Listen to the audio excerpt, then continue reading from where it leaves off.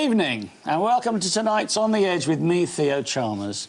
Tonight's show is 2 hours long and once again we are live, so if you have any comments, questions or suggestions during the show, text them to us. Just text EDGE, a space, and then your name, location and your message to 87778 and we'll try to pick up on any that really hit the mark. They're all charged at standard rates, so why not get texting now? In tonight's show, I'll be talking with John James Harris, a man who has formally declared himself to be a freeman of England within common law, which has apparently opened up very many intriguing possibilities for him and for everyone watching. What a show we've got tonight. John, welcome. Hi. So, 2 hours we've got to explore this subject, so I think we can take a little bit of a breath and just find out a little bit about you to start with. Yeah, I'm basically a carpenter, a builder. I'm self-employed. I really enjoy it as well. Really enjoy the building trade. Watched it get smashed to pieces, as most things have happened in this country. I'm not all good as well, a lot of the things that have gone on concerning the building trade. And one of the sad things about the building trade as well is it's the first thing that gets hit when things start to get a bit upset, if you like. It certainly is being hit right now, isn't it? Smashed to pieces, yeah. And it's, as growing up, I don't know, I just never fitted into anything. I never fitted any slot, if you like. So would you say that you always questioned everything? Yeah, questioned. I just questioned. I thought it was me. I thought there was something wrong with me. And they thought there was something wrong with me as well. Who's they? Teachers? Yeah, everybody. They just... Everybody, you know, there's something wrong with you, pull yourself together, you know, there's nothing wrong, there's nothing... And it was like, already without even knowing what a conspiracy was, it was like I was living in one. I didn't even know what conspiracies were. What, living in the Matrix? No. Yeah. A lot of people reference to what we talk about to the Matrix. It's one of the ways of dismissing what we say, and a very clever way of doing it as well. OK. Well, that wasn't my intention. But it's a it's quite a clever way of doing it. No, yes, definitely a world of illusion, without doubt. A world that is very much one thing that we believe it to be, but actually operates in a completely different way. Well, let's just go back into you as a person just on this journey for a moment, if we can. What I'd like to explore with you is, you know, OK, you felt different. Yeah. You asked questions. Yeah. How and why did you start discovering things? And what did you start discovering? What were the things that you first of all became aware of that kind of set you on the path to becoming a free man? I suppose one of the first things that ever struck me was the fact that I just could not be successful in business no matter what I tried. It was like I was just not meant to do it.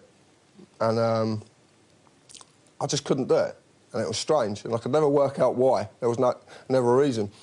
And I went to do a job. I was working for a company, and I went to cut a roof, pitch a roof down local to us. And there was a lad there who went to university. And he gave me a film to watch. He said, just have a watch of this film and just see what how you feel about it. So it was Loose Change 2, obviously about 9/11. Right, of course, yes. Up to that point, up to watching that film, I was completely oblivious, and I still was after watching it the first time. What, it just went over you? Yeah, OK, yeah, there's something going on here. What, yeah, trying to like... So I watched it again, and there was one bit that stuck in my mind, was a camera. And the camera was hundreds of feet off the floor. It was in a building adjacent to the towers as they were burning.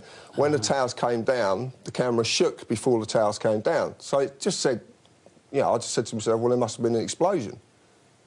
And that's all it did amount to, that something must have exploded before the towers. And then being in the building trade, thought to himself, well, what could explode?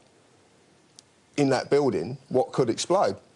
Couldn't really find, in my own reasoning, that anything that could explode to that magnitude that would destroy a building of, that size. 110 stories? Yeah, big building. Or two of them. I got caught up in that for a little bit. I got kind of gatekeepered. Do you know the term gatekeepering? Explain what you mean by that. Gatekeepers are like, if you get something like 9/11 where there's a lot of controversy concerning the official version of what happened, and then people start to come forward and give their versions of what happened. 7/7 exactly the same. Well, we've done programmes on both those subjects. Yeah. So what the official version is not what the people who really experienced what was going on and experts in the field, blah, blah, blah. OK.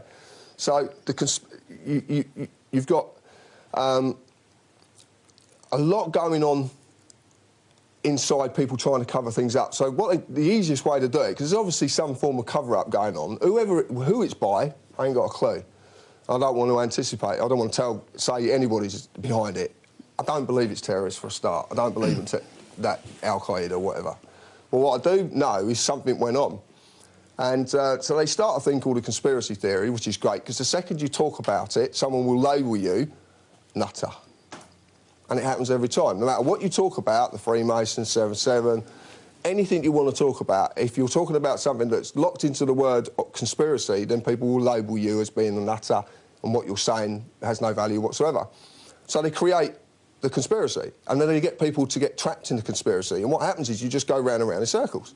And this is the gatekeeper thing. Yeah, the gatekeeper is, because it doesn't matter if someone comes in and, like, anyone could come in and say to you, right, I've seen this, come and have a look at it. Oh, no, I'm just going to keep going round and round in circles because we're finding information out. Well, what you're finding out is what happens. This hit that hit that, blah, blah, blah. OK? The only two important questions to ever ask is who and why. And perhaps who benefits. Exactly, but who and why? Because there must be a reason who's benefit from why, you know, an atrocity like that would happen. The same as 7/7. So when you realise what happened in law after that, and that we got terrorist laws, quite draconian terrorist laws in both countries after both events. Mm-hmm. But when you look at them laws in a different way, you see that they developed a law to protect you from something that they say exists, when the real actual fact of the matter is they developed a law to protect themselves from you when you find out what really did happen. And what's happening worldwide is people are finding out what really did happen, and they're not using their thoughts to do it anymore. They're using realisation, feelings. So they're saying, I feel something happened. Oh, this is very interesting. Is this like the fact that, you know, people resonate with the truth? That they have a visceral... The truth does resonate visceral resonance with the truth, far more than being intellectually told something. Yeah, but if you're going to cover something up, then you create lies. And you lock them lies in knowledge. And then what you teach people to do is to use knowledge to control knowledge. Now, the world is abound with knowledge, but there's no wisdom. And if you use wisdom to control knowledge, your wisdom will separate the knowledge from the lies. It will separate the truth from the lies and allow you to keep it. But you've got to have the recognition of that yourself. It's no good me saying to you, this is the truth. You've got to realise it's the truth in yourself. So, of course, everyone's got to find their own truth. Absolutely, and we all walk different paths. That is not a given, is it, that everyone's truth is the same truth? No, of course it's not. Which is a difficulty, isn't it? If, for instance, you are, shall we say, a conspiracy theorist. Well, no, not everyone's truth is the same truth. And I don't think that is a dirty word, but no, if, say you were a conspiracy... I mean, the thing about 9/11, for instance, and 7/7 and so on, is that there are several theories which are not the official theory of what happened on that day or those days. So which of those alternate theories should one believe? That's the point. It's locked away. You're using lies and knowledge. Because all you're concerned about is the theories, which the theories are what happens. Forget what happens. It's why it happens and who did it and for what reason. That's all you need to worry about. And the realisation within you will tell you that it was done for a specific reason. What happened occurred afterwards. Classic. It's all theatre. It's illusion. It's the classic way that any illusion was performed on a stage when theatre first hit the world. Magic tricks. Well, it's not magic tricks. Well, it's you mentioned when we spoke on the phone. You mentioned the Prestige, didn't you? Yeah, but you've got the Pledge of the Turn and the Prestige. So the pledges, they pledge you something. This tower exploded and terrorists did it. Yeah, OK, I'm buying that. Right. The turn is we need this new law because it's going to protect us from them ever doing it again. OK, that's absolutely fine. I accept that as well. But the Prestige is when you look at the law, it's a complete and utter draconian lockdown on every freedom you were given when you were born. That's why when you talked about the Charter of Liberties, you talk about a document, a Charter of Liberties. It's a grant. They're granting you something. They're giving you something. It's giving you something you already possess that no man on this earth has a right to take away. Freedom's not about liberties. Liberties is a grant. Rights are a grant. That's why people get so confused, because the Charter of Liberties, the most famous document in the world, Magna Carta 1215, set up the world we live in now. They set it up. But people can't see it because they're locked into lies and the way... You say about the truth resonates because it will resonate in different sections when you land on the truth. So when it's like, you land... Imagine a game of Monopoly, because that's basically what we live in, a game of Monopoly. OK. Monopolisation. That's all it's about. It's monopolisation. Greed, materialism, egotism, the new churches, shopping centres, the new religion, money. OK, so just to get back then to your journey, if we may, because I think that's a nice way of describing where we are now when we finally get to that point. So you saw Loose Change 2. Yeah. And you watched it twice, and something dawned on you that it wasn't what you thought it was, and then you felt that you were being held by some gatekeeper from learning more. Didn't at the time. Didn't even know what a gatekeeper was. Didn't understand anything. I was still completely oblivious to everything. So what was your next stage then? I wanted to find out, and I didn't want to use the lies and knowledge of the internet. There's a lot of lies and knowledge. There's a lot of truth out there, but you've got to wade through so much rubbish to get to it. So I wanted to design something, in a way, I suppose. I wanted to build something that would allow people to come to me and give me information. Because I don't like reading things. I read law, that's about all I read. I read law because I find it funny. You find it funny? It's very funny. Yeah, when you read it the way I read it, it's hilarious. You just got to read it right. But I read law, and I've read law books as well. I read their law books, because their law books are even funnier. Who's they? You mean the States? The Law Society. Oh, the Law Society's law books. Yeah, OK. Yeah, if you read their books, I mean, OK, there's a classic example in the latest Black's Law Dictionary 8, and they define a person, and they say a natural person. How can you define a word with a word? How can you define that word with the same word? You can't. It's a mockery. If you go in Black's Law Dictionary 3, you'll see that person is a fiction. Let's talk about that then. Let's talk about the person. Yeah. And how we understand the person in society. Well, what do you think a person is? Well, it doesn't matter what I think. No, what do you think a person is? I'm asking you Well, I'm a person. You're a person. Are you? Well, I believe I am. You're not a human being, you're a person. Well... Or does it mean the same thing? Well, my understanding from when I was a child is that a person and a human being are the same thing. Same thing, OK, right. So, in law, you're a human being, but in the legal world, commerce, you're a person. That's the difference. OK. What is the difference, then? Just calling me a different name? It's the way you're treated, massively. It's about jurisdiction, solely about jurisdiction. In common law is upon the human being. In fleet, commerce, admiralty, whatever you want to call it, UCC code, whatever, then your person is a fiction. But the jurisdiction, what they need to do is to get you to act, for you to represent that fiction. You've got a limited company, but it doesn't exist in the real world. It's not real. Well, let's talk about the distinction then. If there is a distinction between human being and person, what does this actually mean? A lot. OK, basically, you get locked into slavery. So you're saying that because laws are made for persons... Statutes, yeah. Statutes, not laws, statutes. Yeah, but what's a statute? Well, OK, you tell me. Well, take a statute. A statute is an act of Parliament, yeah? So they put an act of Parliament, becomes statute, gets registered on the statute roll, OK? Yes. And it's what most people would describe as a law, isn't it? They would, but they don't know what law is. That's the point. And you do? No, I just see it from a different angle. OK. And I'm going to give you the angle I see it from. OK. OK? That's... Please do. That's right, we're here. Right? But it starts as a bill. Well, a bill is a money-making order. It's a negotiable instrument.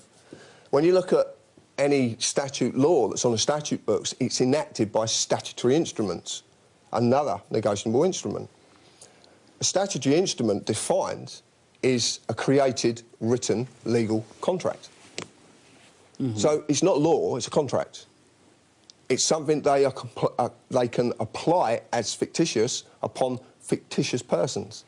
So they make us into fictitious persons, and then they can apply these statutes on it, because the statutory law does not apply to human beings, because it's not law until it's consented to by the governed.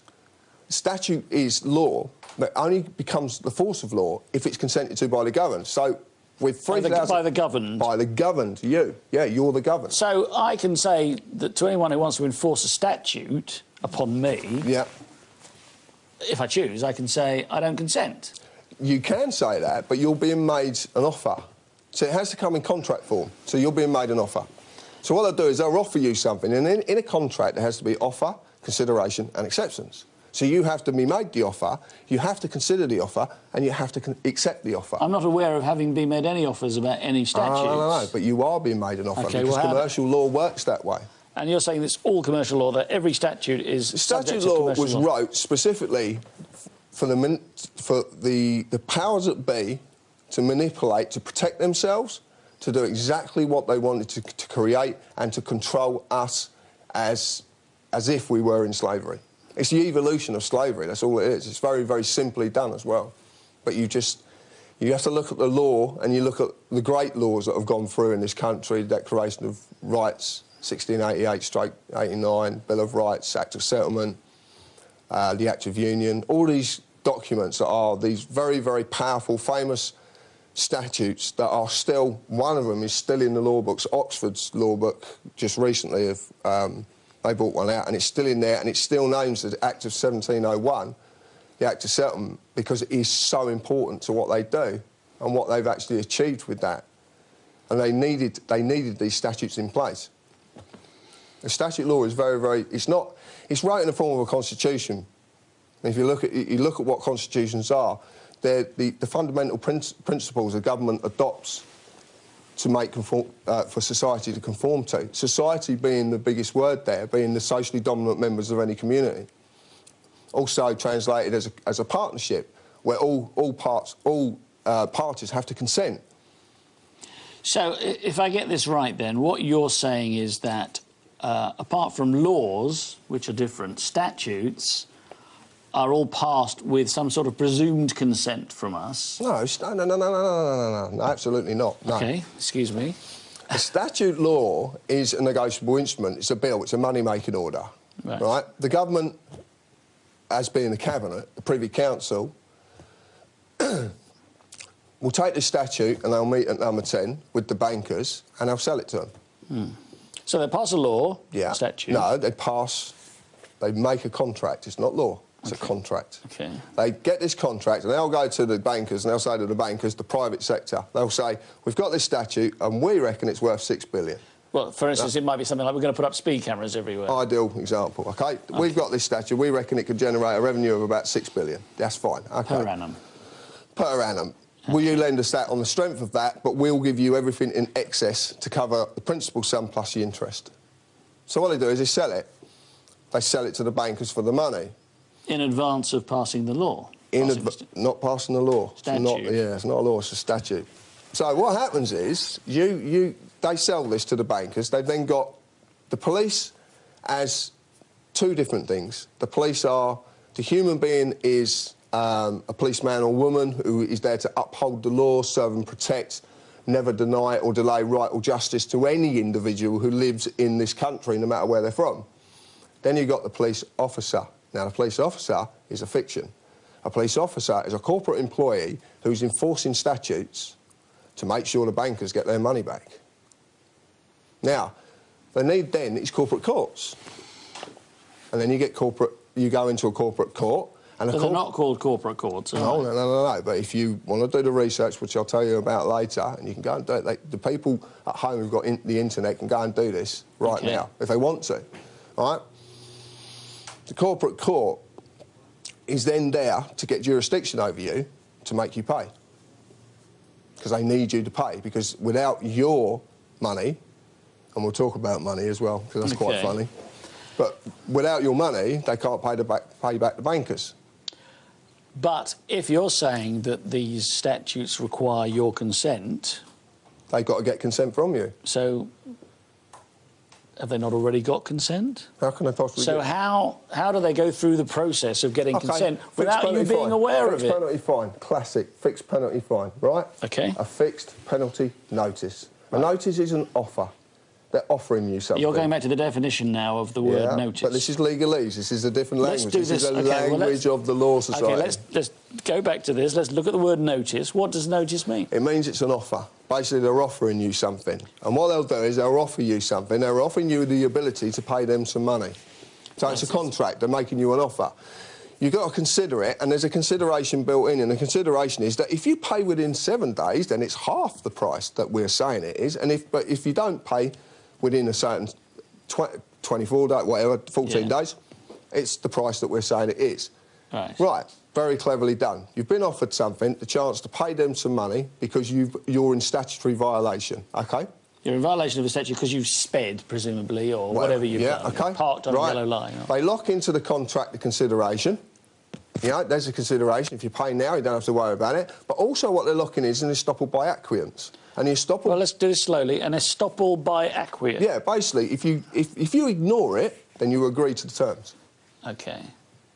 If you ignore it, you agree? If you ignore it, what estoppel means is basically if you do not answer or offer back, because you can't dishonour it, you've got to offer back. This is contract law. You can't go into dishonour.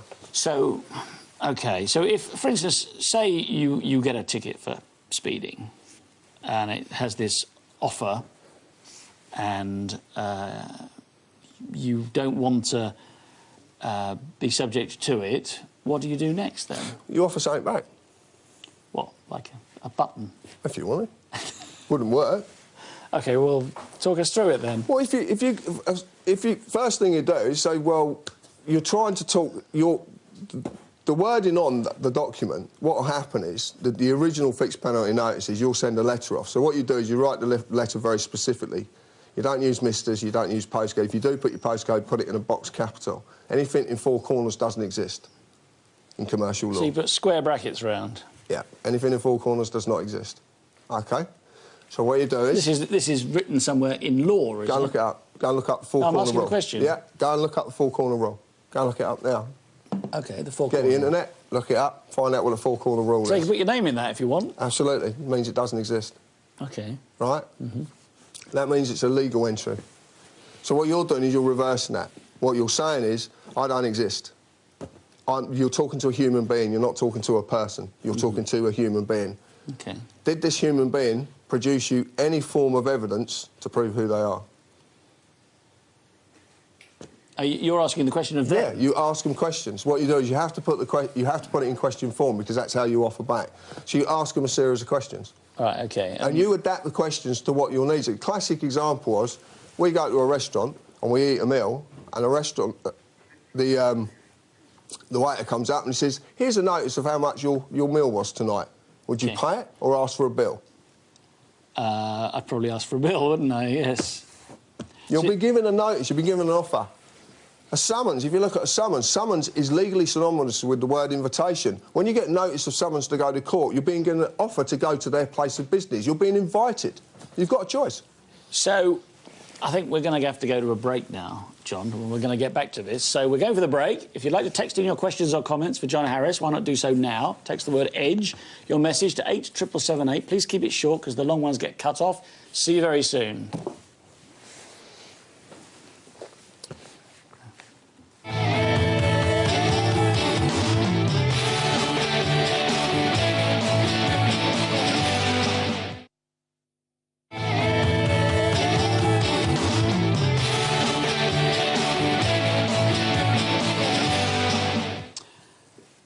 Welcome back to On the Edge with me, Theo Chalmers, and my special guest tonight, John Harris. John, we were just talking about when you get a notice in the post for some offence that you've committed, which is subject to a statute, and you're saying that the notice they send you is an offer. It is, yeah. And as such, you can make a counter-offer. Absolutely. or ask questions. Yeah, but yeah. Okay, let's put it in your... Put the ball in your court. What would you do? Say you were driving down the road and a camera went flash and you got in the post, you got a notice, an offer to pay them X amount of money, or if you pay within 7 days, half of that money. What would you do? I would personally just write to whoever's issued the ticket, and I would just explain to them in very simple terms that they're talking to a person, and the person doesn't exist. They need to talk to the human being. The human being was driving the car, not the person. The jurisdiction they're trying to apply upon me is a Fleet Admiralty jurisdiction. Well, I don't exist now. Fleet Admiralty. So this is Admiralty law. It's Admiralty law. If you want, funny enough, we went through it yesterday, and it's really quite funny. Look at the word bank. You know, bank directs the currency. It's, you know, it deposits on the bank, it withdraws from the bank. It's all to do with water. Think of a woman, the child comes from the waters down the birth canal and gets birthed, and then a certificate of registration it's all the words. Based on ships? Yeah, it's all Admiralty stuff, yeah, it's all you got to do. But they call it Fleet because the fleet basically left this country and went over to about 52 other countries and developed and employed exactly the same system. And the original prison that the Botany Bay inhabitants come from was a prison in London called Fleet, on Fleet River. Oh, right, of course, yeah. So that was basically where it come from. OK, so you would write back as a human being? Absolutely, yeah. Not as a person? No, because I'm not a person. Well, we'll get to that bit. We'll get to how you became a free man in a bit. But you would write back and you would say... What would you say? What would you make an offer? But you'd ask them some questions. Are you aware that you're dealing with a human being, not a Yeah, I'd ask them person? also as well. I would just give them enough information to work on. They'd probably send back to me and say, you know, we don't understand what you're saying, blah, blah, blah, which is what they do. So you just keep asking them questions. You just literally, that's all you keep doing. And you just keep asking them questions. You know, basically, prove who I am. Prove it. Show me evidence that you can prove who I am. But you can't prove it. Is that along the sort of lines of how do you know I was driving the car? No, because you're dead. I will openly admit I was driving the car. So you'll say in the letter that you write as a human being that you were driving the car, you're not... OK, I'll give you an example, right? In common law, which is based upon natural law, there is no offence for speeding cameras. There is no offence. I haven't committed a crime. Well, it's not likely to have been in the Magna Carta, is it? No. Common law extends right up to this day. It works on three very basic principles: injury, harm, or loss. There's that. It's crime. A crime is within common law. If you do a common law, if you do something wrong against common law, then you should have your collar felt. Absolutely. But you're not going to go to a court of justice. You're going to go to a corporate court. So this is what? Sorry, injury. Injury, harm or loss. So you can't... You should never injure someone, never harm someone or cause them loss. Or their property, presumably. No, but it covers every eventuality. Just those three words? Just those three injury, words. harm and loss. Right. So you're driving too fast down the road, you're not causing any injury, unless you hit somebody, in which case that becomes... Well, yeah, I'm liable. Yeah, I'll hold my hands up. So you haven't caused any injury. No. What harm have you done? Nothing. No harm. And what loss have you caused? There's no loss. No loss. Absolutely. So what you've got is So what's the damage? Exactly. But what we're talking about, the difference between a statutory violation and a crime. What they're trying to say to you is you've committed a crime, but you haven't committed a crime because a crime only exists in common law. OK. And they do accept this, do they? The powers that be do it... You have some fun with them. You have some fun with the police. One of our members has just recently had some real fun with... a couple of police officers. It was very... I would ask... See, if I was pulled up by the police, which I have been, and recently for a seatbelt, which I won't, I won't go to their court of law because they've got no jurisdiction over me. You were not wearing a seatbelt? Yeah. And now you're going to shoot the messenger. Everybody does. No, what... you know, I'm simply asking the question. The question is... I got shot to pieces, and it was quite funny, actually. Right.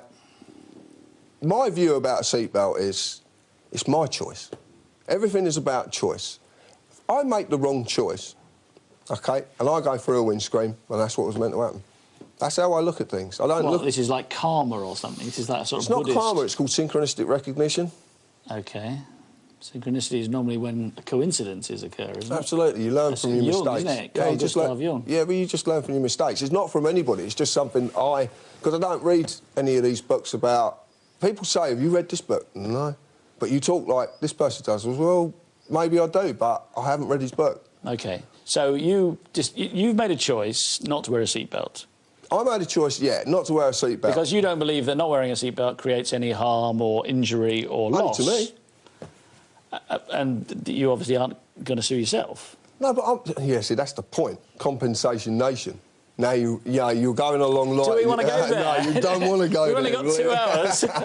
You don't want to go there, but it is a compensation. Let me just. I'm going to start reading out some text here because otherwise we're never going to read any out, and people are going to get upset. And I'm saying to text in 87778. Keep them short, otherwise they get cut off, and I can't read them then. There's somebody here, I think it's John, saying, it's so good to know there are men like you in the world. Thank you, John. So I don't know whether they're John or they're saying thank you, John. But anyway, there you go. Oh, my God. There's one here that's been cut off again. It says, how do mothers who have had their children stolen for forced adoption and fathers denied their parental rights after divorce take their children back? I think we're going to have to get back to that one, don't you? Because that's a bit down the road. There is. We do know of something that happened recently that I can't quantify. I can't validate it at all. We're going to try and get some validation. Is this to do with a person? Yeah, basically, a lady had her 4 children taken away, and about 2 or 3 days later, the social services brought one of the children back. And when the mother questioned the social services, she said, well, the reason we brought the child back is because we don't own it. You never registered it at birth. Well, they actually said this. I did actually see that on your website, actually. No, we're trying to quantify it. What I'm saying is, I get this information I work very closely with a gentleman called Brian Gerrish, and Brian gets some phenomenal... I should say, he was supposed to be my guest last week, but unfortunately he suffered a bereavement in his family. Yeah, his poor mum. I know, I was there. And he couldn't come. Yeah, I was trying to get him back. I've been working at Brian's house to work at his house. So, what a small world. Yeah, yeah. No, we're really good friends, and Brian gets the most colossal... He gets like, they served him... Oh, so funny. They served things on him before he's even wrote about the subjects. That's how funny it is. This is how panicky they are, because of this baby P issue and Linda Lewis is the issue about the child who's now at 22 and still not allowed to see her parents. You know, I mean, these sort of issues. So Brian gets all this information.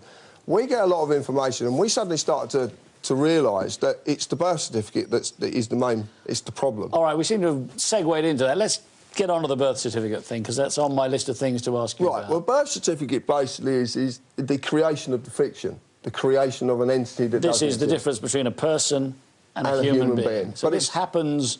Yeah. When you register the child? Yeah, but you're told you've got to register the child. You're told you must. Now, in legalese terms, in the Law Society terms, must is synonymous with the word may. So you've been given a choice. Because at the end of the day, it's a statute.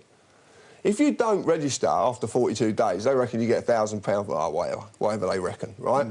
The truth of it is that you'll get about an £8 fine. A year later, the Attorney General will actually write you a letter to say, would you like to register your child? They can't make you do it, OK? See, I didn't know that. I mean, I have 2 children, you've done and I registered them. Yeah, I did it at all. Imagine how I feel now.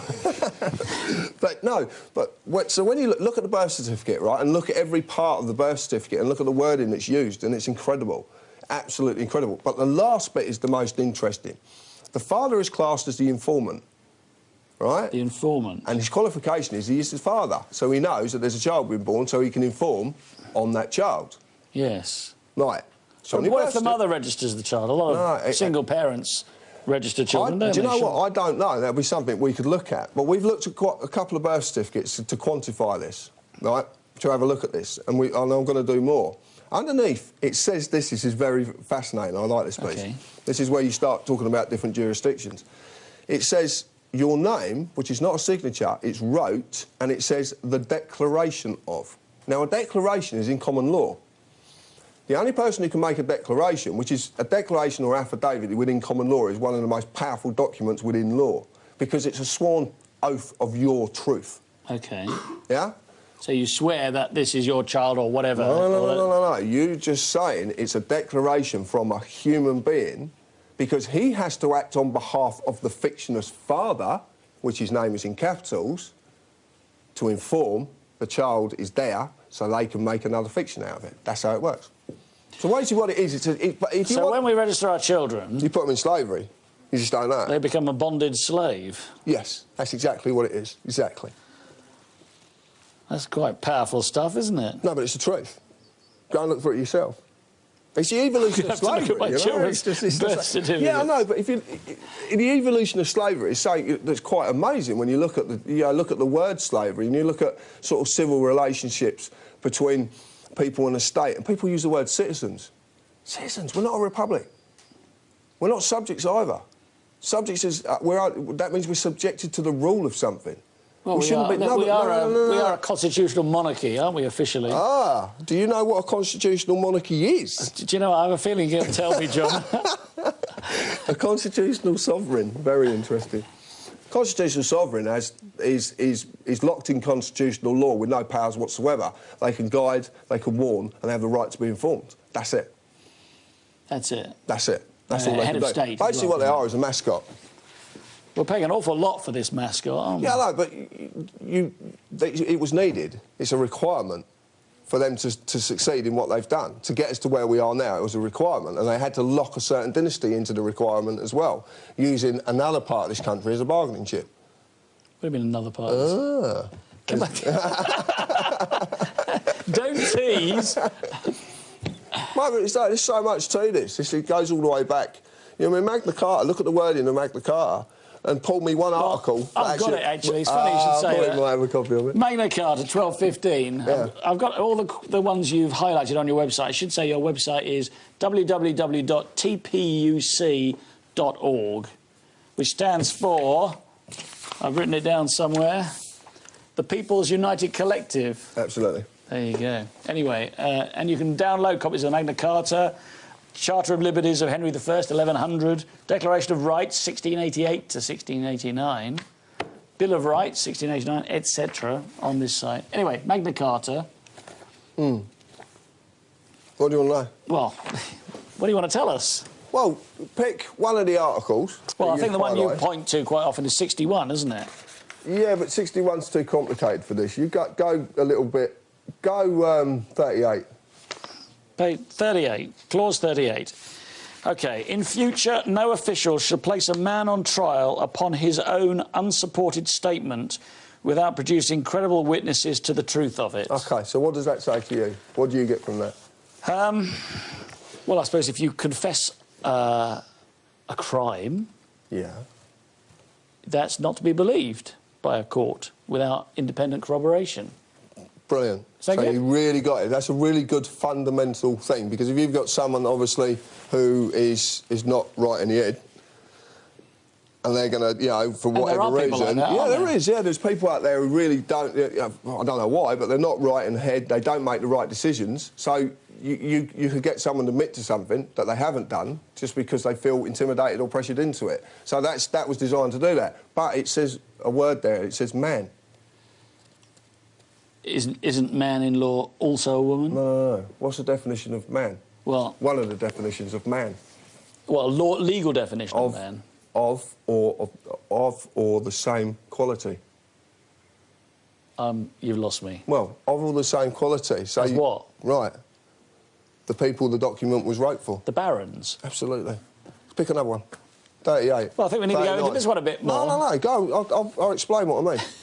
39. Pick a number. If you'd like to text in the number you'd like me to pick. Right, 39, OK.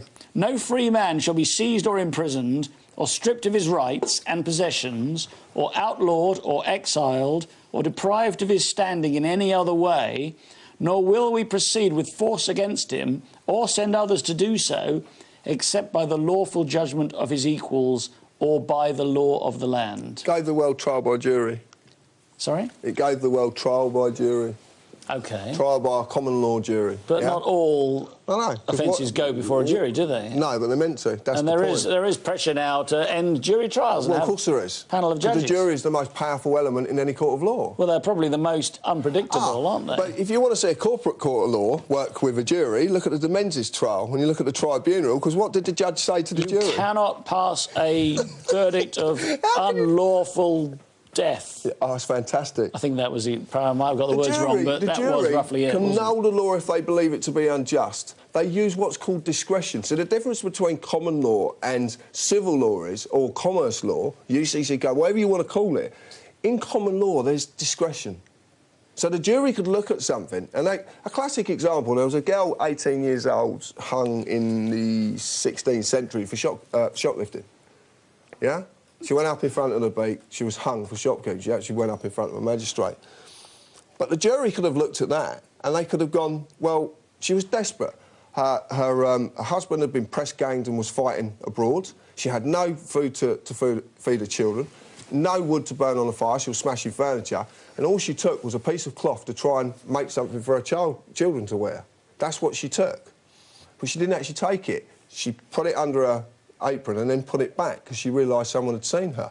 She was hung at 18 years old. A jury would have seen that and said, well, the discretion is, yeah, she did do something wrong. Yeah, it is a bit prolific shoplifting at this moment in time.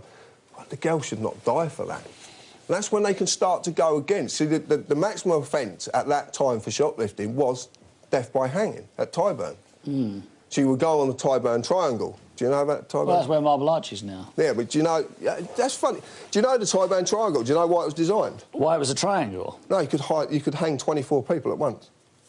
Did it have to be triangular? I don't know why they made a triangle, but that's what they made. It's called the Tyburn Triangle. Yeah. Anyway, but what my point is this is the fact that in common law there's a discretion. If a policeman pulls up a lady for doing something wrong in her car, he believes she's committed an offence. In common law, and she was pregnant, right? In common law, he would say the discretion of the law, I can use the discretion, I'll escort you to the hospital so you can have your child. In what we live in, she'd be having a child while they're writing a bloody ticket out. Because that's the difference between a corporate enforcement revenue officer and a policeman. I think that's being a bit harsh. I mean, policemen are human beings too. Well, it might have happened because there are bad people in every walk of life as well as there are good people. I've got all the admiration for the police in the world. A lot of my friends are police. Well, then not all of them would stand there while a woman's in labour and write a ticket out, would they? No. I don't if think they so. act as a policeman. But as a corporate revenue employee, collecting revenue, there is no discretion. That's why common law is so important, because it offers discretion. That's why a jury is so important in a court of law. Because originally a jury was 13 people. In common law, it's 12 and 1, which is 13. They've made it 12. There's a real significance with the number 13. But the fact of the matter is that jury of 13 people, of your peers, people of the same kind of quality of you, and generally people who would know your character as well. So they could actually generally judge and say, look, yes, this man, this is out of character. Well, you can't always tell people's characters by how they present themselves in court. The worst villains in the world present themselves in court as decent. But their friends know they're the worst villains in the world. Well, the friends aren't on the jury. Well, hopefully their friends aren't on the jury. But what I'm saying is if they're very good at putting the wool over people's eyes... If you're going to judge anybody, then you have to know everything about that person to be able to say if it was out of character. This is why the peer system was developed. This is why it was there. And precedent is a complete load of crap as well, because how can two cases be exactly the same? Precedent, you mean? Precedent. What they call common law was built by precedent. Common law has 3 basic values that was taken. They were ornate values that came... No one actually knows where these values come from. A religion got hold of these and made them into 10 commandments. But the first bloody one says, thou shalt have no more gods. And you get on your knees, you're a servant. You're a slave. But they're telling you who that God is. So it could be anybody. King James Bible, in every court of law, lift it up, Jesus Christ, it's in capitals. He's a bloody fiction. So what are you saying? That there was a human being, but he became a corporation. Is the Church of England a corporation? Yeah. They're all Westminster Abbey's corporation in its own right. Westminster Abbey, House of Parliament, Members of Parliament, House of Lords, Privy Council. Social Services is actually PLC.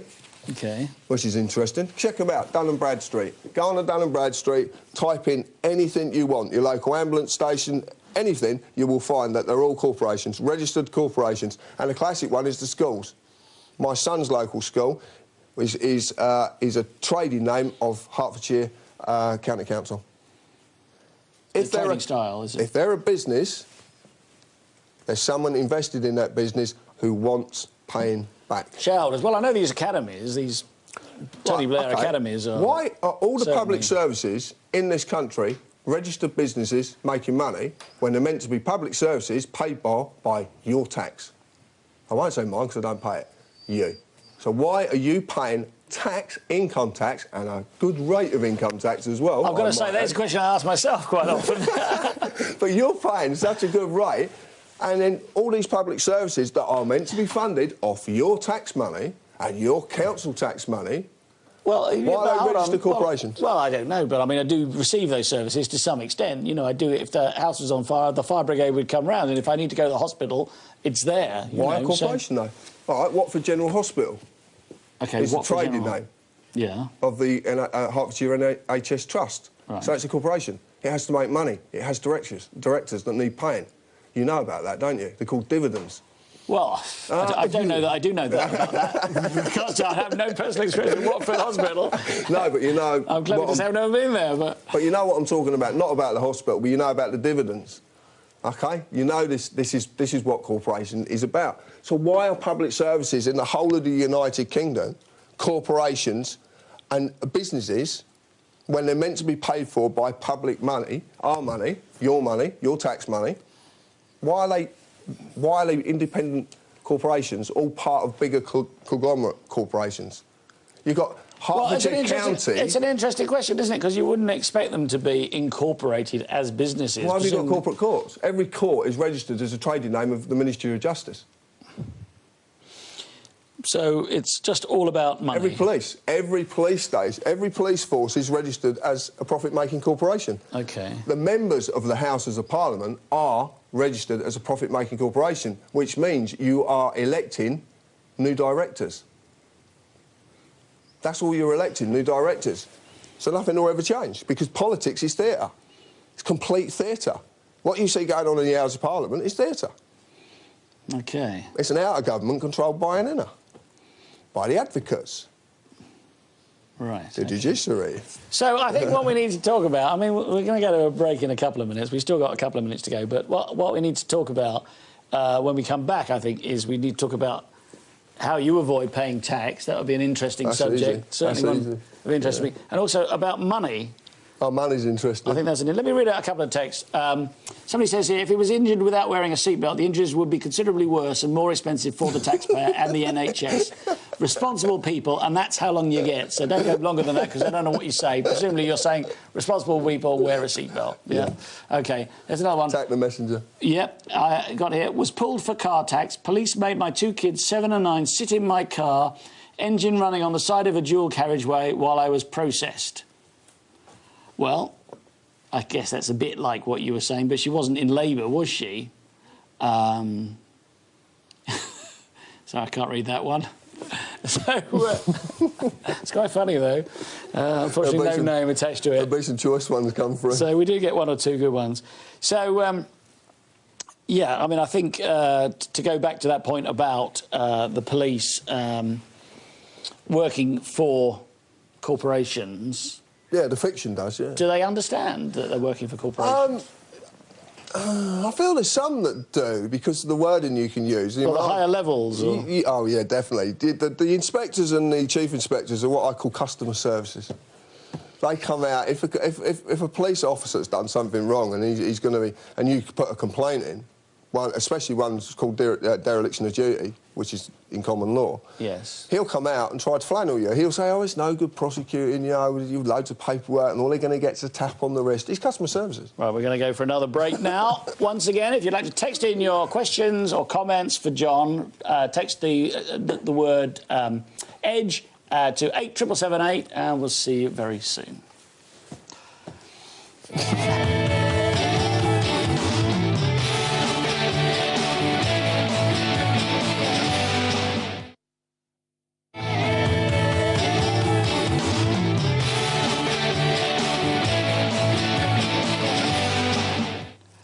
Welcome back to On the Edge with me, Theo Chalmers, and my special guest tonight, John James Harris, the free man. Well, John, this has been really interesting so far, and I'm going to read you a couple of texts before we start off again. Absolutely brilliant, bravo. Isn't it a shame this information doesn't get fed into the mainstream? John should go on Question Time. Ian from North Wales.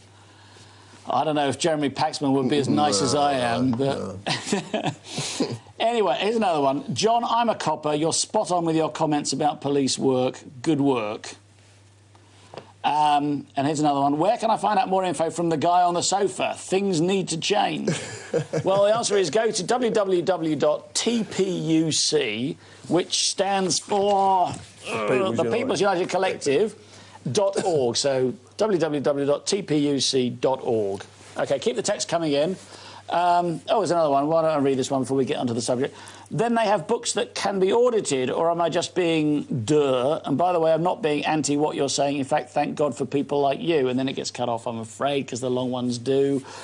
So I think what they're asking in that question is these corporations, if they are corporations like the hospital and the police and the courts and all that, they're asking is, do they have books that can be audited? Well, yeah, if they're a corporation in their own right, it's...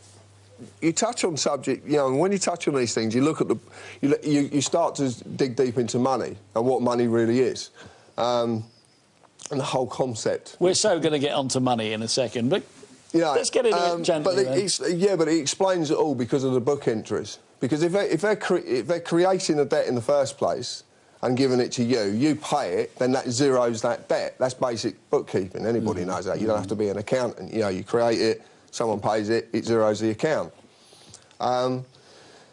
But you pay in two different ways. There's different ways of paying, and there's something that came to light was what was called accepted for value, which a lot of people have dissed, and they say, oh, there's all this information in America, it don't work, blah, blah, blah. We're living proof it does work, because we do it. Now, accepted for value, you only do really on, you know, like sort of... companies and corporations. Aren't you getting a bit ahead of yourself? Shouldn't you be explaining what money is before you get to it? No, it leads to it. I'll explain what it is. Excuse me then. See, when you accept... Right, I get a bill from the tax office for 33 grand telling me that I've got to pay them £33,000. This has actually happened. I can show you it. It's in my briefcase. I don't doubt you for a second, John. I'll show you. I'm surprised you walk around with it, though, but, you know... No, I brought it just in case. There's something, yeah, when people... You need to explain things on there. OK. Now, they're writing to the capital version, they're writing to the fiction, so they're not writing to me as a human being. They're writing to you in capital letters? Yeah, so they're John James Harris, all caps. They're presuming I'm a fiction, OK? So it's presumption, it's implied presumption that I'm going to act on behalf of the fiction in their jurisdiction. Right, OK? I'm saying I'm a human being, and I'm not going to act. I'm not going to act on you. So I get this bill comes through, and they say to me, you owe us £33,000 and some pence and other pounds, whatever it is. Right. And it's in a box. I think, yeah, the £33,000 would probably do it for me, wouldn't it? Right. Wouldn't worry about the pennies. No. But, well, it's all imaginary anyway, so, you know, it might as well be 3 pence because they're not getting a penny. The fact of it is, the £33,000 is been generated for nothing. So when it comes to me, I've accepted it has no value whatsoever and sent it back to them. Exactly the same figure. So I write it in the box, 33, whatever it is, blah, blah, blah. I send it back to them, they can zero out their books. Well, OK, if only it was so simple, John. But it is. Well, you're basically saying you're accepting it for value. Right. OK. A nice, shiny piece of paper. Note. No, piece of paper. Well, I'm sorry, but that is a £20 note. Well, that's what you... Yeah, unless you make it yourself. Now, you can take this to a shop and you can go and buy... That's very kind of you. I'll have it now. Do you want it? You can take this to your shop, you can buy goods and services for it, so you actually believe it's real. Yes. I know it does buy me goods and services, or one very similar you believe it's real. So, well, what happens is, you'll go... That will get put in that shop, and then that shop will pass it to somewhere else, or a bank, and they'll reissue it, blah, blah, blah, blah, blah, blah, blah. OK. Well, one of the two things that... There's 3 things on here that are quite interesting. One is it has a mascot on it to make it look official. A mascot? Constitutional sovereign. Well, like football clubs? Yeah, basically. I'll explain that. OK.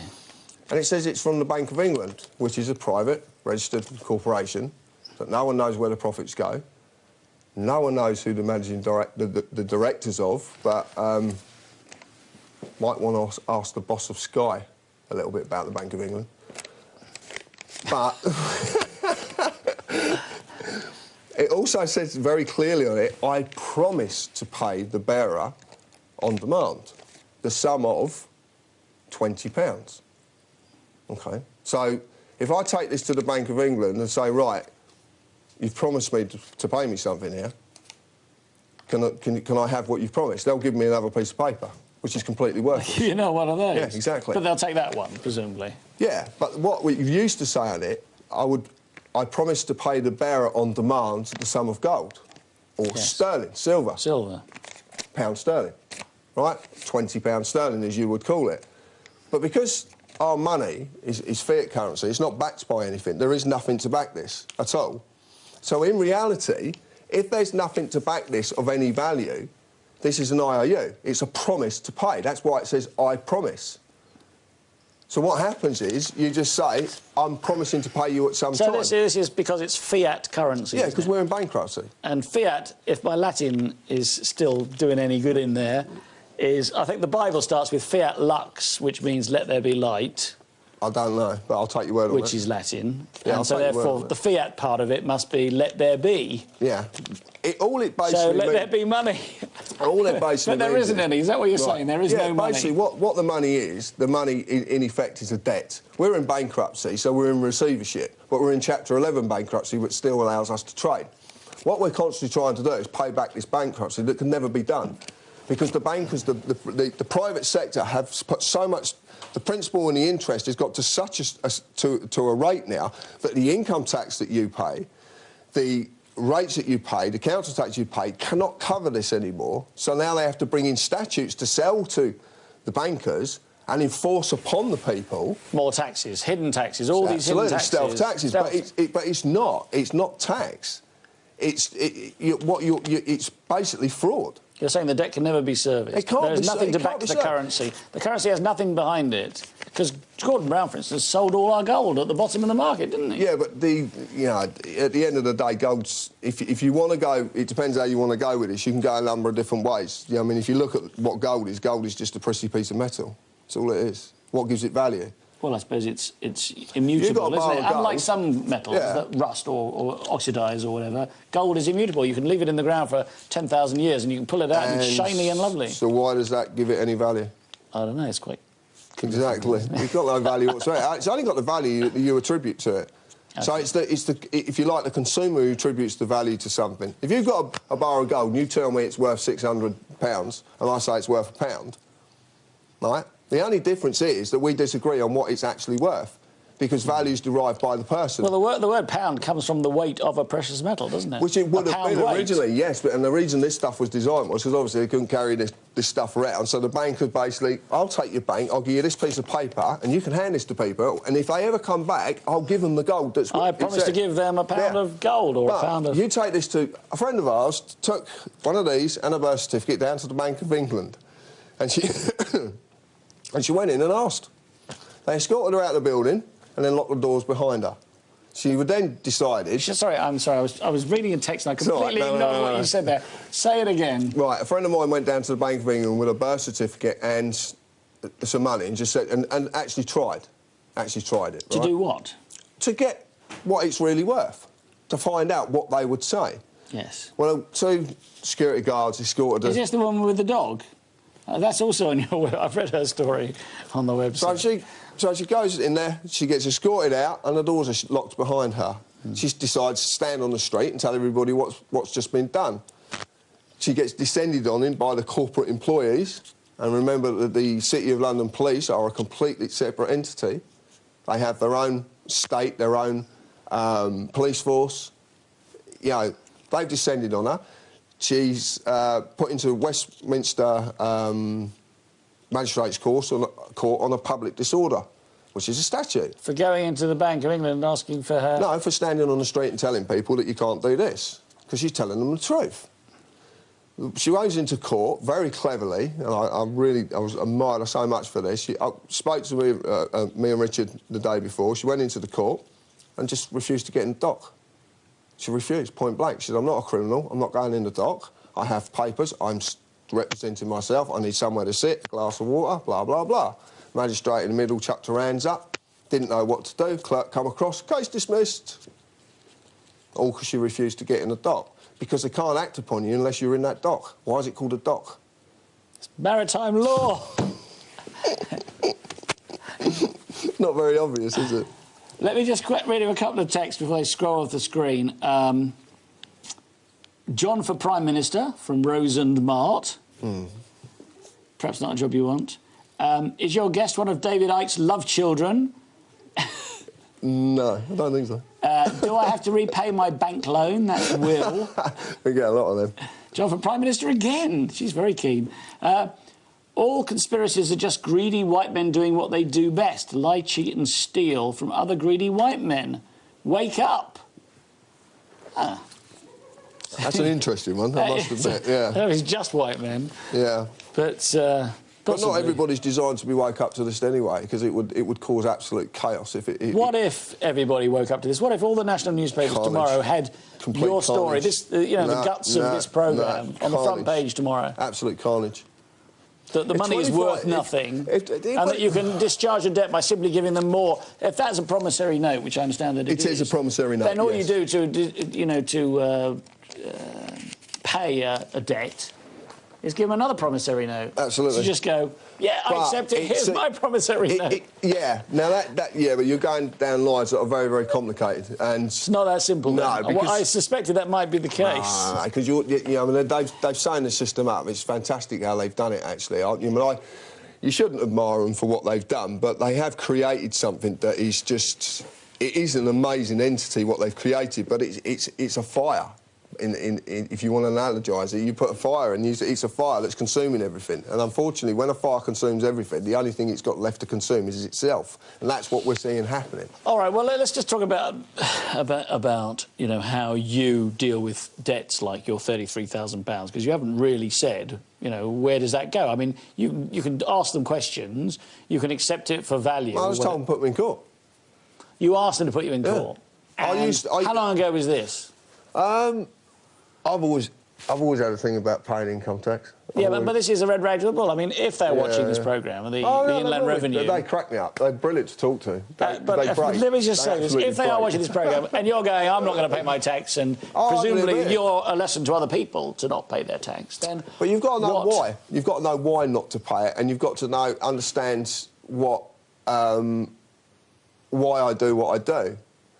And when you understand that, then people will say to me, "Oh, well, you're not going to get this service, you're not going to get that service, blah blah blah."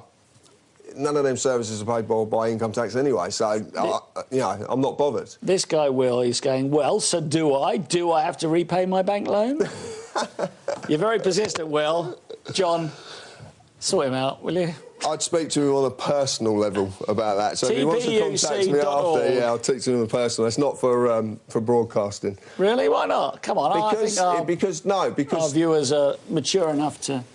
No, there's certain things that you really need to understand before you can go down certain levels. Income tax really easy, because income tax, initially what you can use against income tax is the 1848 Felony of Treason Act, which is a statute that exists, but it's a very... When you look at that statute in retrospective, it actually says that you're not allowed to give aid or support to traitors of the Crown. Right, we're going to get onto this, aren't we, onto the Queen? Well, no, I don't really want to go too much there, but that was initially what I used, because what I did is I used that because, as far as I was concerned, Parliament were acting treasonously towards the Crown, being Her Majesty. So this was ideal. So I wrote to... I wouldn't, excuse me for saying this, but I wouldn't have put you down as a monarchist, a royalist. I don't see you buying Majesty magazine every month and pouring through pictures of the royal family. Yeah, but she's a lady. She's a woman. Does that mean a human being woman, or is that lady a special... No, no, that's what I mean. She's a lady, like the other ladies that are sat across from us. Are you talking about being respectful toward her? Absolutely, full dignity. Yeah, full dignity completely, because she's a member of a female species, if you want to put it that way. Yes, well, gender, yes. If that's not a separate species, but no, don't go down them lines. Oh dear. No. So yeah, there isn't a great element of respect, and I know that my father cared for her greatly. You know, so... Your father worked for the royal family, didn't he? He was a chauffeur, is it? He was the Queen's unofficial chauffeur. So he'd do all the unofficial stuff. But he was actually when she was going to secret locations or something? absolutely not, no. He would take her from, like, Buckingham Palace to Windsor or stuff, places like that, you know. We're not... secret locations, you're full of it. You really are. Crack me up. She wasn't going to go and meet those alien reptiles. Do you know what? Yeah. No. I'm sorry. Some of the stuff, though, is incredible, isn't it? It absolutely mind-boggles me. I'm in fits of laughter with most of it I read. I am in absolute fits of laughter because I don't believe in mumbo-jumbo. I believe in black and white, right and wrong. That's it. So to me, magic doesn't exist, or all the other illusion. It's all part. It's another part of traps, actually. All right, let's talk about the Queen a bit more then, because you've got on to the Queen. I think you need to kind of flesh it out a bit here. Your father worked for the Queen. Yeah. You never did, presumably. I worked for the Bowes Lions. You worked for the Bowes Lions, which is Queen Mum's family. Yeah. So, and I know. Have you met the Queen? No. Did you meet the Queen Mother? I've been in a car. Did she know? No, probably not. I thought not. No. I went in a car when I was a kid. Yeah. No.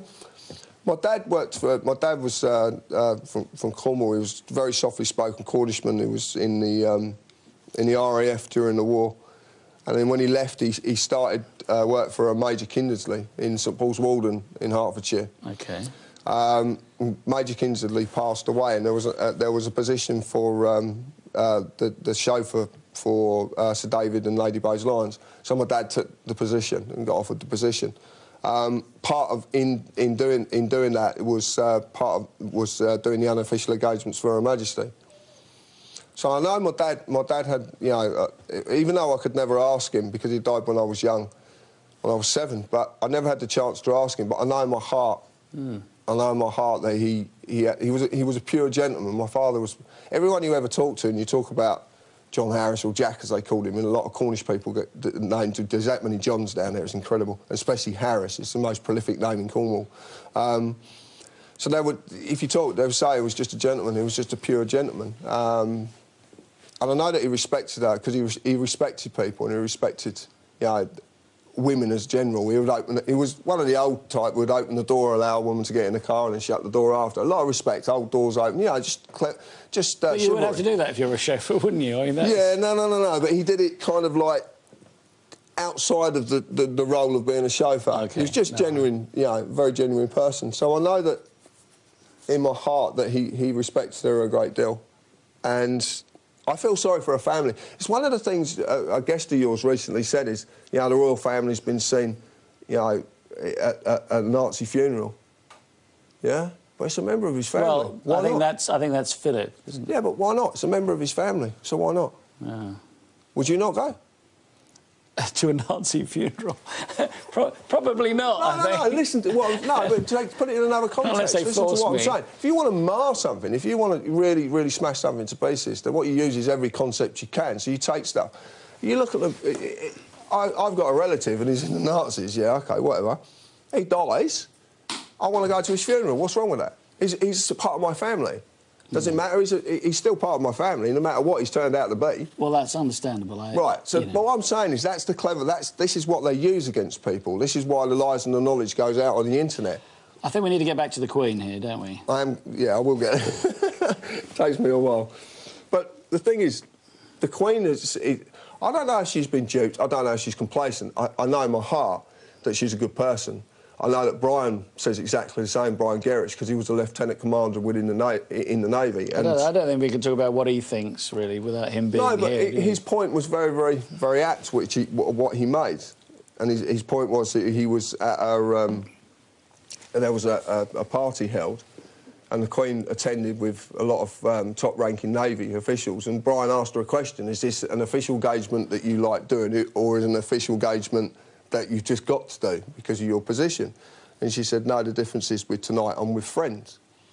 And it was like Brian said, I just got a really good feeling from her. And that's very important to me, because the word friends, I mean, she was with friends, so does it mean that... You know, I mean, I don't know if I want to talk about how the Queen feels about things, but she's never been very... she's never expressed her emotions very openly, has she? She can't express her emotions. Diana certainly did, didn't she? Yeah, she was interesting. you know. But anyway, we don't even want to talk about Diana because that's a whole other subject. So the Queen, now, I think we need to get to you. Now, you declared yourself a freeman of England within common law. Yeah. And in your method of becoming a free man, which is therefore a human being, not a... Fiction. A person. Yeah. Square brackets, capital letters. Yeah. You invoked something to do with the Queen. I mean, I've got a copy of your freeman of common law thing. I don't want to read it all because we go mad. No, it's quite long. But you talk about the Queen, and you say that you deny and withhold all allegiance and obedience to Elizabeth the Queen to the precise purpose of providing some defence to Her Majesty's person, royal estate, blah, blah, blah, blah, blah. What's all that about? What it was initially is like I said, you know, I haven't said it on camera, I'll say it now. When the website started, I was totally in the dark about everything that was going on worldwide.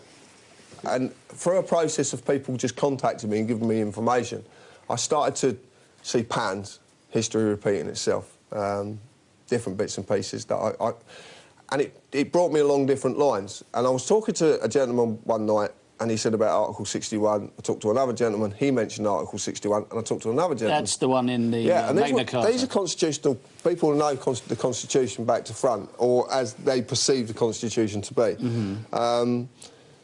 They also historians as well, so they know a lot about the sort of history of the kings and queens, the descendants, you know, all the different bits and pieces.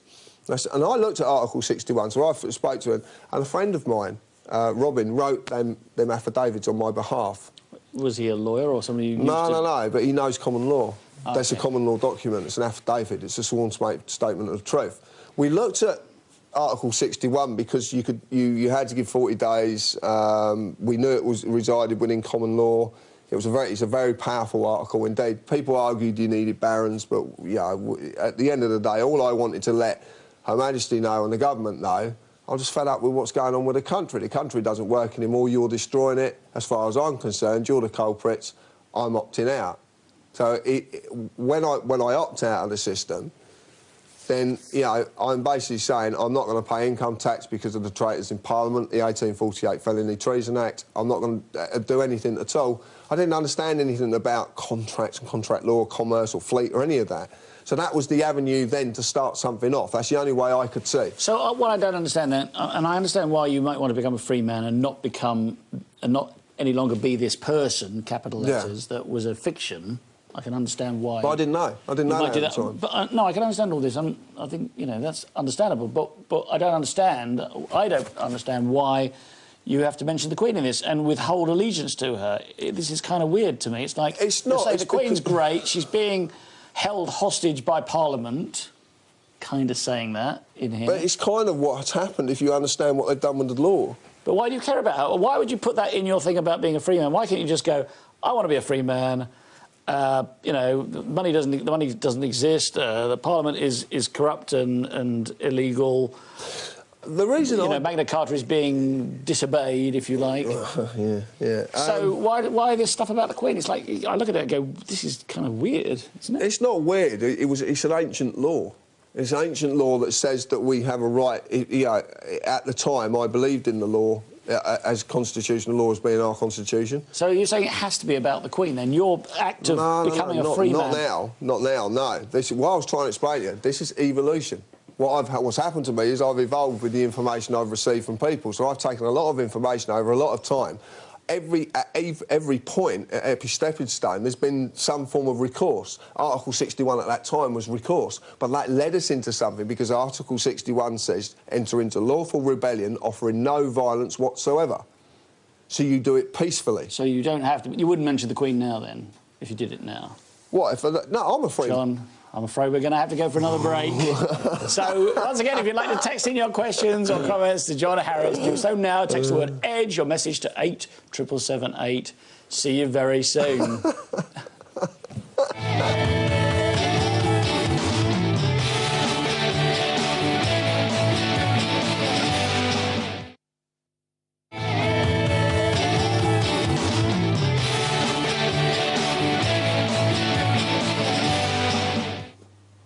Welcome back to On the Edge with me, Theo Chalmers, and my special guest, John Harris. John, We've covered a lot of ground, haven't we, tonight? We have covered a lot of ground. Yeah. So, you're a free man now. Yeah, but you've made right. you made this declaration. Who did you send it to? The Queen. You sent it to the Queen, Yeah. and did she acknowledge it?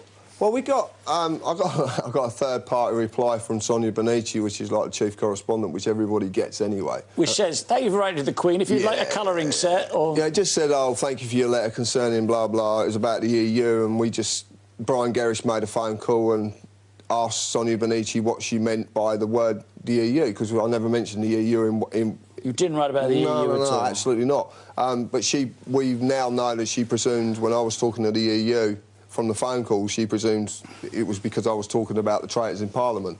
And there's a lot of references all over the place about the EU and the traitors in Parliament. Because a lot of people think that we're selling ourselves to the... Yeah, but you need to know the EU doesn't exist. It has no legal personality whatsoever. It doesn't exist. People say it hasn't had its accounts signed off for 14 years, but if it doesn't legally exist, what accounts are we talking about? It's not a corporation, then? It's not. It's not. It's not. We found one that isn't a corporation. No. It's just a way of trapping Europe. It's just... It's a what trap? Just a way of trapping Europe. They couldn't get it with the Commonwealth. They got it with, something else.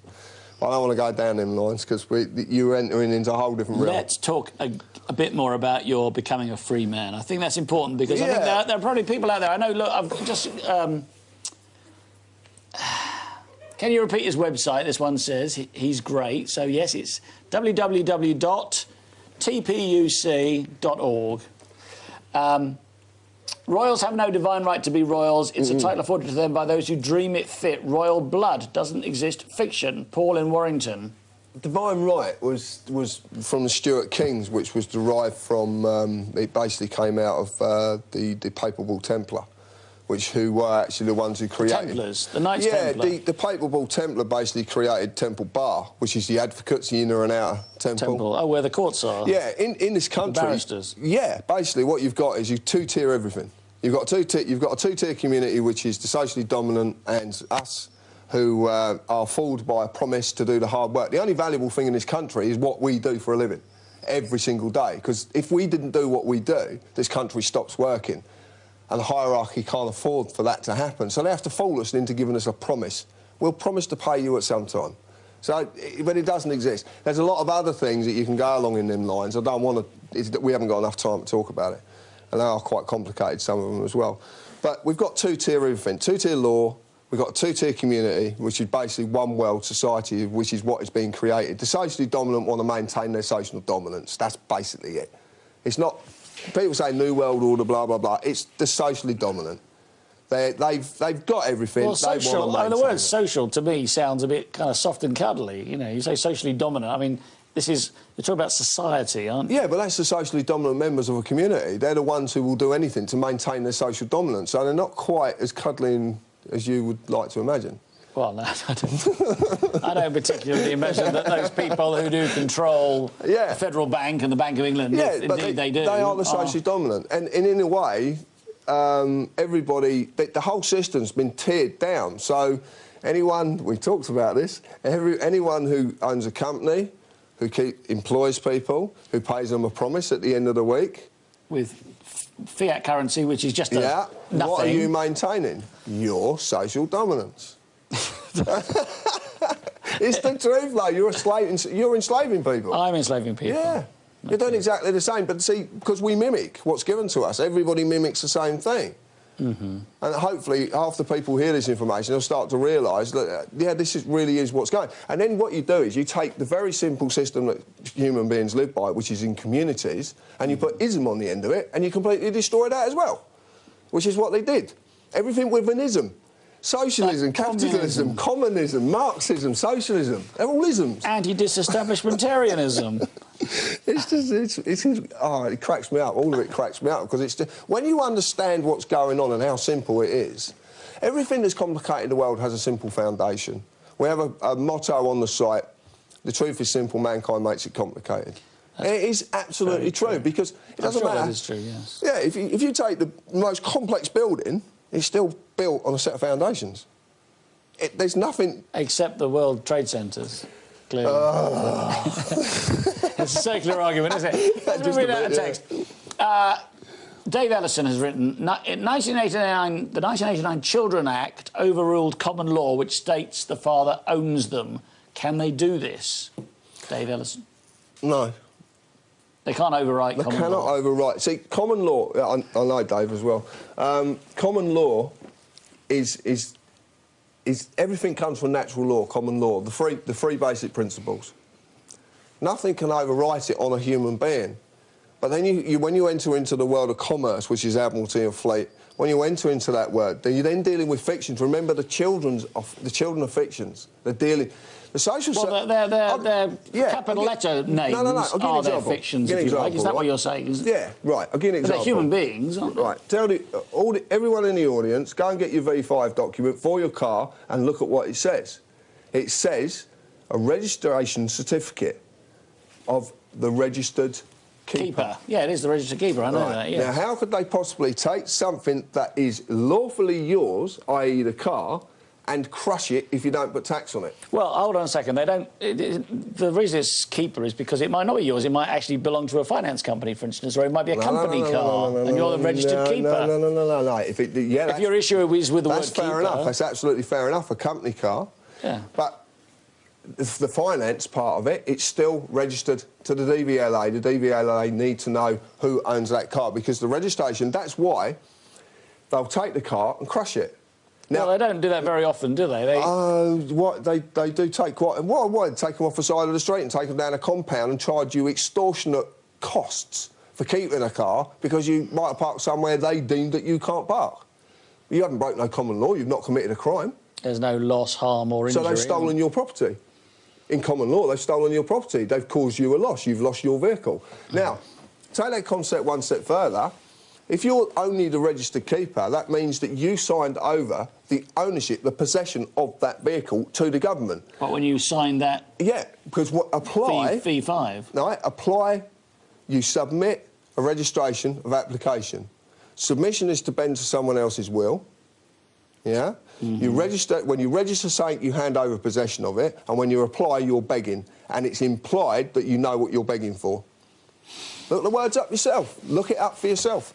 Now, this is why the social services can take children, because the fiction's theirs. You've signed them over when you sign their birth certificate. Absolutely, it's the same principle, and it works with houses, it works with cars, it works with children. Anything you register, you have given away possession of it. OK, well, here's a really good question. Jamie from Norfolk. How can we free ourselves from the stranglehold of central bankers and the current debt-based economy when they own all the mass media weapons? Well, we've got the internet. It's the most powerful entity in the world and it can't be stopped. Well, I don't know. They're trying, aren't they? They can't stop it. It's a living entity in its own. They'll tell you that there's one pipe comes in and it goes to one building in London and they can shut the whole of the internet down. Talk to anybody who understands the internet. That comes in so many different ways, they physically couldn't shut it down. Another thing is they need it more than we do. Well, another thing is Edge Media TV, Channel 200. Keep watching. Nice plug. But no, so the internet is mimicking the way that human beings should really communicate. Everything we've got to communicate with nowadays, we think we're so connected as a race, but actually we're more disconnected than we could possibly imagine. Do you think so? Yeah, because we've been conditioned. They use dumbing down techniques on us. Look at mainstream media television. I don't want to go into the realms of it, but they call it programming for certain reasons. Watch people go into a trance when they're watching it. Just watch it. Talk to someone. Offer them a cup of tea. Do you want a cup of tea? Huh? What did you say? This happens. Is that the Strictly Come Dancing effect, is it? Possibly, yeah. Probably, yeah, I wouldn't want to watch it. No, quite honestly, no, it's not... I managed to miss it somehow. No, I don't watch any real television. I've watched one of your shows. Well, I'm glad to hear it. Yeah, what about the other ones? What was wrong with them? Well, you don't watch TV, you don't watch it. I watch it on the computer, so anyway. You can watch it online. www.edgemediatv.com. Watch online. You can watch it live, or you can watch programmes that have gone out in the past. So basically, anything you register is not yours anymore. And that's where the fiction, this is where the commerce comes in. But see, under common law, no law can be created in this country if and be applied to common law unless it reinstates or reinforces common law. So if anything to the contrary of that, anything that goes completely against the common law principle, cannot be reinforced in common law. And common law is created by declaration, which a declaration is by the people or by a monarch can do it. The 1351 Treason Act, although it's a statute, originally it was declared by a king, so... Whatever. You got 1351. I don't know, but anyway, but there's an argument whether that could be common law or not, because it's a declaration and it was made into a statute. But a declaration, generally, it is a declaration by the people, becomes part of common law. Can you make a declaration? Absolutely. I did one with my affidavits. That's a declaration. But it doesn't pass into common law, does it? It's simply... Yeah. It's about you, no, though, no. It passes you couldn't into pass common law. Listen, you couldn't make a declaration about me, for instance, could you? Oh, no, only about yourself. You make a declaration about yourself. That's what an affidavit is. It's a sworn statement of truth from you. All right, well, let's talk a bit more about this affidavit that you did, this declaration. Well, I'll tell you, I would like to expand on one point, though, okay, if you don't mind, no, because all the affidavit achieved in the end, now we know, was to allow Her Majesty, the Royal Household and the Foreign Commonwealth Office, where they ultimately end up, lets them know how many people have done this and why. They're fed up, OK? They know the country doesn't work. How many have done it? Well, we don't know, because I don't want to ask anybody. That was what it did. What I come to the determination of was this, and this is very simple. Under contract law, a birth certificate was done on your behalf, but it's a contract at the end of the day. But it's not made with my cooperation, is it? Absolutely. Because at the age of whatever, Absolutely. a few days... So that being the preamble document to create the fiction, that means that every document off of that is null and void. It's illegal, it's void. So in commerce law, it doesn't exist. So when you get your national insurance number... It's all farce. It's all farce. But I suddenly come to the determination as this. I was born free. As free as the wind blows. Absolutely. I was born free. My freedom does not come from a man. It does not come from a woman. I was born free. And no one has the right to take that away from me. And I'm free because I say I am, and not because the government give me a piece of paper. So having said it and done it in a certain way, you are a free man now. Yeah, but I'm free because I say I am. OK, but what does that mean now? Tell me what it means. It means to me that... Sorry, can I just backtrack you there? You just said, I'm free because I say I am, but you did something. You can't just say, I'm free, can you? Yes, of course I can. Well, yeah, but you didn't just say you're free. You did this. You made this declaration. But at that time, that's what the stage on the path that I'm walking, that's where I got to. And I believe that to be the right thing at that time. There's other times, if you want to go trawl the website and look at it, you'll see I was talking to people about political parties. I was talking to people about other things. But I had to talk about them subjects to be able to get other information to come to me to understand what them subjects really are. That's why I needed to... You need to go into something to understand it. It's like... How many people say, I know how you're feeling? But it's like, if you were an alcoholic and you get counselled, generally the person counselling you is an ex-alcoholic, because they're the only people who really understand what you're going through. And how many times do we say to people, oh, I know how you're feeling? But if you've never lived that experience, how could you possibly know? You couldn't. OK. You know, so if I say I'm free, I'm free. And I don't want their system in any shape, form or fashion. I can't wait. But you are part of society, whether you like it or not. Absolutely not. Well, you walk down roads that have been paved by taxpayers. Oh, this is great, yeah. Oh, it's been paved by taxpayers, not corporations. Well, somebody's paved them. Not corporations. Well, they may well be corporations. What I'm asking you is, how do you reconcile being free with being a recipient of some of the benefits of the society? Name the benefits that I get. Well, if your house burns down, for instance, the fire brigade will come out. I haven't got a house. Well, you have somewhere you live, don't you? I stay in places. OK, well, if the place you're staying in tonight... Yeah, but it's not mine, so why does it affect me? The person well, in it would the house... do. OK, well, your possessions... The person in the house, the fictional person, can call the fictitious fire brigade to come and put it out. But it's not a fictitious fire, is it? But they can call it... They can... See, that's the point.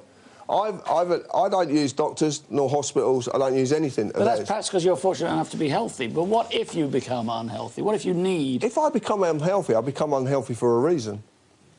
What is this? This is like sort of predetermination or something. Absolutely, absolutely. What happens to me happens because it's meant to happen. If I was meant to have crashed without wearing a seatbelt and gone for a windscreen, then that would have happened, and me putting one on wouldn't have stopped that.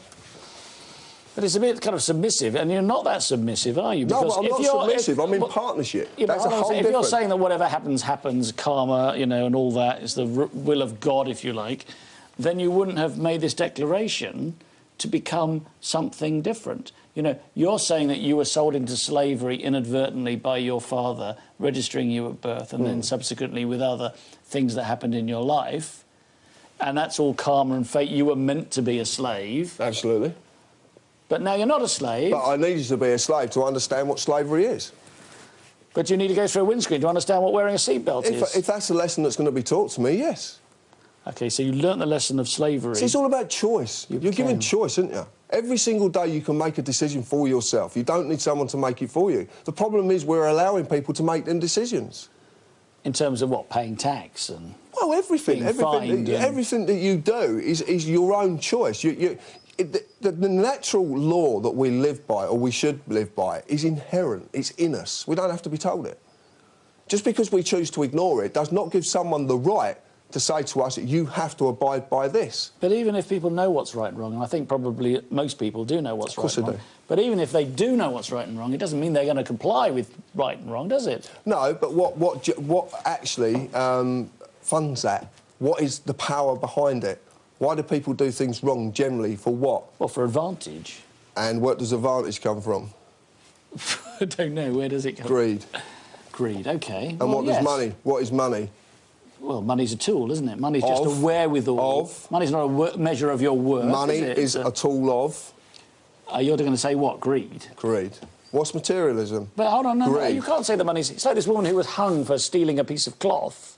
Yeah. It's the equivalent of stealing money. She wasn't greedy, she was desperate. She was stealing something that didn't exist. Well, no, a piece of cloth existed, didn't she? But she wasn't... But she could have stolen the money to buy the bit of cloth to dress her baby.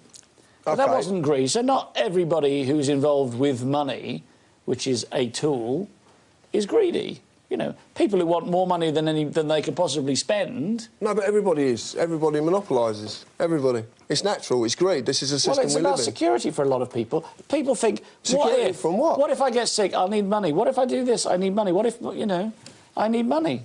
People don't necessarily have money, surely, for the sake of just having money. I mean, I'm sure there are people who are in that position. Yeah, but if you're living in a world that revolves on the stuff. Well, yes, that's and it's certainly fictional. True. Well, so you're living in a fictional world. You think all this is it's an illusion, and you just can't even see it. Well, the illusion is because you run a company, you have employees. You need your employees to do the work they do, so this show is broadcasted. But to make them do that work that they do, you need to give them to promise to give them something at the end of the week. What they don't realise is they're absolutely getting nothing.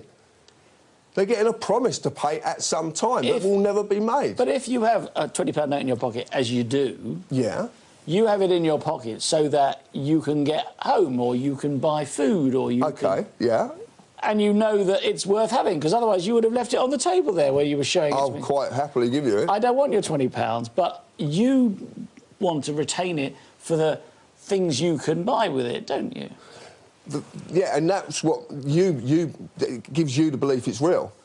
Well, in a sense, it is real. No, it's not might real. be completely. How can it possibly be real? It might be a promissory note based on wishful thinking, and it might be some big, colourful con like the Wizard of Oz behind his curtain. And I'm happy to entertain that idea, and I think probably most people watching this programme are happy to entertain that idea. But nevertheless, a £20 note is a £20 note, and you can go and spend it, and you can get food or lodging or... That's the illusion you live in. But you can't survive without money, can you? I do survive pretty much without money. Yeah, it's hard. It's very, very difficult. But I've made a commitment to what I do, and I always said that I would do everything that I possibly can to stop what's going on. I will stop what's going on in some way or fashion. I don't know how it's going to come about. It's coming about soon as well. Things are going to change. Do you think we're on some kind of cusp moment where... I don't really want to give sort of any reason. I just feel that there is something emanating at this moment. There is an energy building up that is just phenomenal at this moment, and a lot of people are feeling it. A lot of people, you know, people say, well, I wouldn't like to live in a happy world, and there's not this and there's not that, but you mean because you'd be bored. can you name a time in your life where you've actually been truly happy and you've actually boredom's ever entered into you know? It's not something that they don't run together. Things are changing, and they're changing naturally, and they have to be allowed to change naturally. OK. There's a very simple thing that's going on that people will not grasp, and it goes into sort of like, I don't know, concepts that people are not ready to accept. But man's control of the earth is being relinquished. Let me ask you some questions that have come in here. Do you think the current recession has been orchestrated? And if so, by whom and for what? That's Lydia in Cornwall. Right. The current recession is... people say it's being orchestrated. It's just something that fractional reserve banking will end up doing. It cannot go on. If they set about now, to the end of their lifetimes, they could never create enough paper money to warrant what they say exists. They could never do it. And the more you create... If you create another £20, that makes that £20 worthless. And that's worthless. Well, that's the hidden tax, isn't it? Inflation. Worth. Inflation is the hidden tax. Exactly, but it's all based on something that doesn't exist in the first place. OK, here's another good question. Can you consider being free and being tagged at the same time, starting with the identity card? That's Vincent from Belfast. I don't really understand that question, but how can you possibly be free if you're tagged with an identity card? So you would refuse the... Absolutely, point blank. OK. And they would try and enforce that with a statute that I wouldn't consent to. OK. They can't bring that in through common law. No, of course not. So they've got to use a statute. I won't consent to it. So take your card and do whatever you want to do. Here's another one. This is from Jamie NFLK. Don't know what that means. Oh, Norfolk. Yes, internet allows truth to be shared, but why are the masses not revolting? Why are so many still so ignorant? What needs to happen to reach the masses? You don't need to reach the masses. There's enough people who already know what they've got to do when they've got to do it. You mean there's a critical mass? No, you don't even need a critical mass. You just need individuals, every walk of life, judges, magistrates, the MPs, people in government, civil servants, they all know that there's something very wrong. They all know there's something very wrong, but they're caught up in this materialistic world. Biggest thing is status. Status. Why do you sit on a chair that's higher than me? I didn't design the set. Exactly the same as a judge in a courtroom. He's higher than you. It's intimidation. Do you think I'm here to intimidate you? No, not at all, but that's society showing its true colours. That's the persona. I am this person, I will sit higher than you. Can I sit over here? I'll sit there. No, seriously. No, but I'm just giving an example of society. This is how status works. Statute comes from the word status. It's the legal position of a person or a thing. OK. This is what... It's all about it. What we live in is a society that is just solely dominated by socially dominant people who want to maintain that. They've created an illusional fiction called money to keep us doing what we do every day. The only valuable thing in this country are the people and the work they do. That's all that's valuable. John, we've got about less than a minute left. So what do you want to say? What do you want to say? It's all coming to some kind of head? I'll say one thing, and all I'll say is this, is if England was a car, who would be its engine? Come on, you must say more than that. No. If England was a car, who would be its engine? Who would be its engine? The people. And what happens if the engine stops? The people are the engine? Absolutely. The power is with the people? Absolutely, it always has been, and it always will be. We've just been fooled, that's all. We've been duped. Final word. Thank you. Thank you. Right, that's all we've got time for. Thank you very much to everyone for watching our special 2-hour show, and to those who sent text in, and thanks to my special guest, John James Harris. If Mandy would like to phone me offline, I'll answer her question. If you've enjoyed the show, please tell all your friends. Please look out for our exciting new set and opening title sequence in the new year. Until then, happy Christmas, and remember, they're watching you, watching us, watching them. Cheerio.